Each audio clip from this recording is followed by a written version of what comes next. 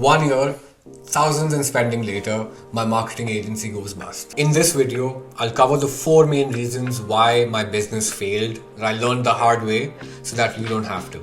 Let's go. For a little background, in January of 2022, I started a full funnel digital marketing agency called Mediape in the UAE. Having worked with clients ranging from schools, universities, brokerages and hospitals, I learned a lot.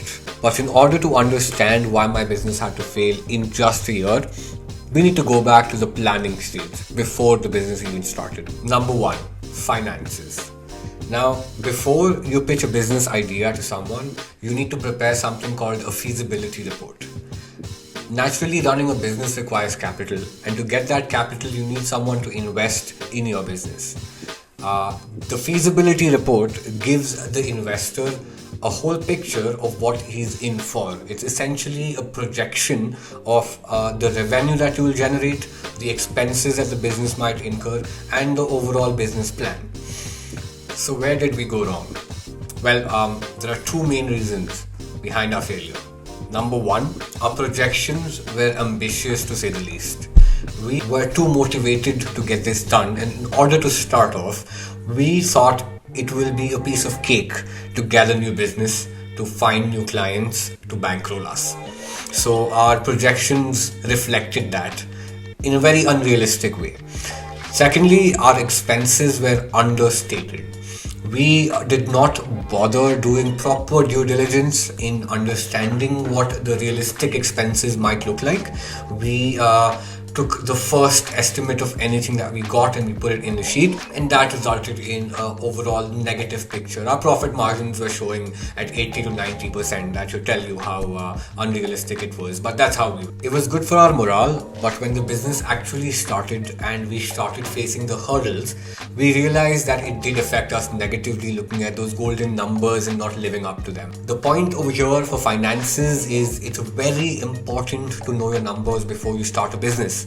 Keep in mind that the picture that you paint initially is never going to be the reality of it, but at the same time you need to strive for that picture to be as realistic as possible. Take it with a pinch of salt. The next point, hiring. Now, when you hire someone, especially at the entry level, you need to understand that they come with expectations.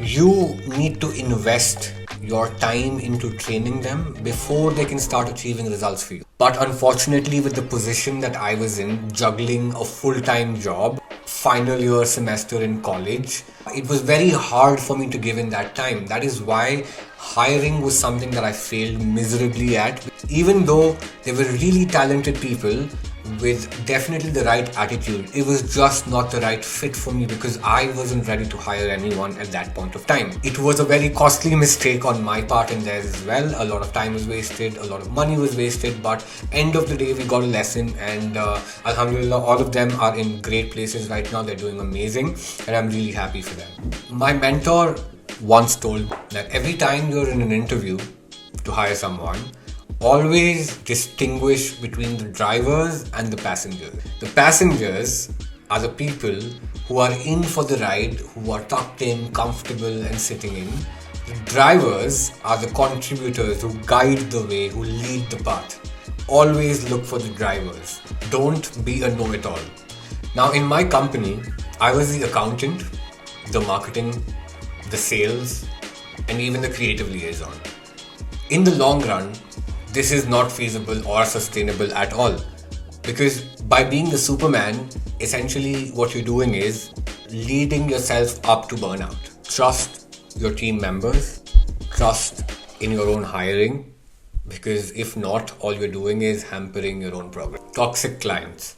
Let me tell you a story. I had a client for whom I was handling social media. The job involved posting stories for him. Every time we went to collect the check for our services, he'd tell us that the stories are not going through, there's nothing being posted, and we let it go. We thought it's probably a scheduling error and wrote the amount off. After 2 whole months, we realized this man has been deleting those stories on purpose just to get out from paying that amount. This is the type of people you end up with if you don't know how to say no. If you don't respect yourself, your clients won't respect you either. If you behave like a doormat, they will walk all over you. There's no way around it. So it's very important to keep that in mind. Of course, we were in a position where we had to balance our projections with the reality and build that gap.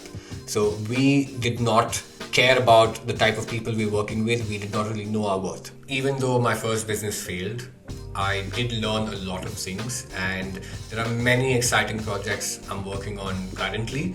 So to be a part of my journey, please like, share and subscribe.